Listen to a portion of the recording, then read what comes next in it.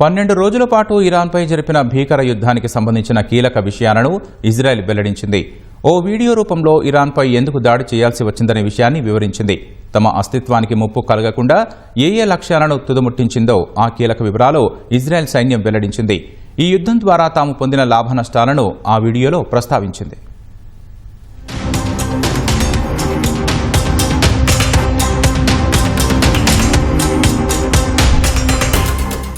ఇరాన్పై operation rising lion పేరుతో 12 రోజుల పాటు జరిపిన యుద్దం గురించి ఇజ్రాయెల్ సైనిక ప్రతినిధి ఎపీ డిఫ్రిన్ వీడియో ప్రదర్శన ద్వారా వివరించారు. దీనికి సంబంధించిన వీడియోను ఐడిఎఫ్ ఎక్స్ లో పోస్ట్ చేసింది. ఇరాన్ అణ్వాయుధాల తయారీకి చాలా సమీపంలో ఉండడం, ఆ దేశానికి అణ్వాయుధాలు లభిస్తే ఇజ్రాయెల్ అస్తిత్వానికి ముప్పు వాటిల్లే ప్రమాదమున్న నేపథ్యంలో ఆ దేశంపై యుద్దం చేయాలన్న నిర్ణయం తీసుకున్నట్లు డిఫ్రిన్ చెప్పారు. ఇరాన్ వద్ద శుద్ధ యురేనియం నిల్వలు భారీగా పెరిగాయని, వాటితో అణ్వాయుధాల తయారీకి టెహరాన్ సిద్దమైందన్న స్పష్టమైన సమాచారంతోనే ఈ ఆపరేషన్ను ప్రారంభించినట్లు వెల్లడించారు.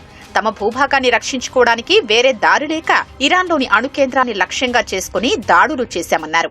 We had no other choice. We targeted every layer of the Iranian threat, weakening their abilities and building up our advantages with every strike. The operation began with a surprise opening strike, 1,500 kilometers from home. We targeted nuclear facilities, dozens of senior military commanders, 11 nuclear experts and knowledge hubs, and research and development sites. 12 రోజుల యుద్ధంలో 2 ప్రధాన ఉద్దేశాలతో దాడులు చేశామని డిఫ్రిన్ చెప్పారు. మొదటిది ఇరాన్లో జరుగుతున్న అణ్వాయుధాల తయారీకి వ్యతిరేకంగా చేయగా, రెండవది ఇరాన్ గణనీయంగా పెంచుకుంటున్న క్షిపణి వ్యవస్థల్ని నాశనం చేసే లక్ష్యంతో దాడులు చేసినట్లు తెలిపారు. పర్వత ప్రాంత భూగర్భంలో 10 మీటర్ల లోతున నిర్మించిన ఫోర్డో భూగర్భ అణు కేంద్రం అమెరికా మిడ్ నైట్ హ్యామర్ ఆపరేషన్లో ధ్వంసమైందన్నారు. ఇరాన్లో అతిపెద్ద యురేనియం శుద్ధి కేంద్రం నతాంజ్లో ఎన్నో ఏళ్లుగా అణ్వాయుధాలపై పరిశోధనలు జరుగుతున్నాయని తెలిపారు. అమెరికా, ఇజ్రాయెల్ దాడుల్లో ఆ 2 ప్రాంతాల్లో గణనీయమైన నష్టం వాటిల్లిందన్నారు. ఫలితంగా ఇరాన్ అణ్వాయుధాల తయారీ సామర్థ్యాన్ని కోల్పోయిందని ఇజ్రాయెల్ సైనిక ప్రతినిధి చెప్పారు. మూడోది ఇస్ఫహాన్ కేంద్రమన్న డిఫ్రిన్, అక్కడున్న అణ్వాయుధాల ఉత్పత్తికి అవసరమైన కీలకమైన భాగాలు, వేలాది సెంట్రిఫ్యూజ్లు, మౌలిక వసతులు తమ దాడిలో ధ్వంసమైనట్లు చెప్పారు.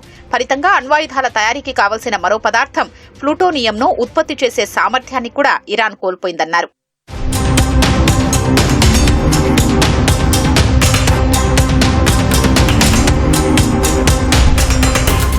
రానున్న 2 ఏళ్లలో ఇజ్రాయెల్పై దాడి చేయడానికి సుమారు 8,000 క్షిపణుల్ని తయారు చేయాలని ఇరాన్ లక్ష్యంగా పెట్టుకున్నట్లు తమ నిఘా వర్గాలు గుర్తించాయన్నారు. ఈ ప్రక్రియను నిరోధించడానికి బాలిస్టిక్ క్షిపణుల తయారీకి సంబంధించిన 30 కేంద్రాలపై దాడులు చేసినట్లు వెల్లడించారు. 50% మిసైల్ లాంచర్లను నాశనం చేశామన్నారు. వందల కొద్ది క్షిపణుల్ని నిర్వీర్యం చేసినట్లు చెప్పారు. ఇజ్రాయెల్ దాడుల్లో ఇరాన్కు చెందిన మొత్తం 30 మంది సీనియర్ మిలిటరీ కమాండర్లు మరణించగా, వారిలో ఇరాన్ టాప్ 3 కమాండర్లు ఉన్నట్లు డిఫ్రిన్ చెప్పారు. 11 మంది అణు శాస్త్రవేత్తల్ని అంతమొందించినట్లు వెల్లడించారు. ఇరాన్ అణ్వాయుధాల పరిశోధన, అభివృద్ది కేంద్రాలు, లాంచ్ ప్యాడ్లు, ఆయుధ తయారీ మౌలిక వసతులు ధ్వంసమయ్యాయన్నారు. ఇప్పటికీ తమ శత్రువు తన ఉద్దేశాన్ని మార్చుకోలేదన్న ఆయన, తమను తుదముట్టించాలని భావించేవారు ఎక్కడున్నా సురక్షితంగా ఉండరని హెచ్చరించారు.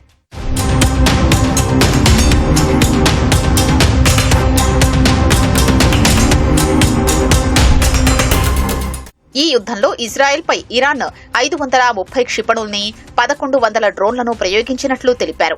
99% డ్రోన్లను ఇజ్రాయెల్ భూభాగంలోకి రాకముందే అడ్డుకున్నట్లు తెలిపారు. చాలా క్షిపణుల్ని కూడా తమ గగనతల రక్షణ వ్యవస్థలు కూల్చివేసి నష్టాన్ని భారీగా తగ్గించినట్లు తెలిపారు. అయినప్పటికీ ఇరాన్ ప్రయోగించిన కొన్ని క్షిపణుల కారణంగా 29 మంది ఇజ్రాయెల్ పౌరులు మరణించారని, మరికొందరికి గాయాలయ్యాయన్నారు.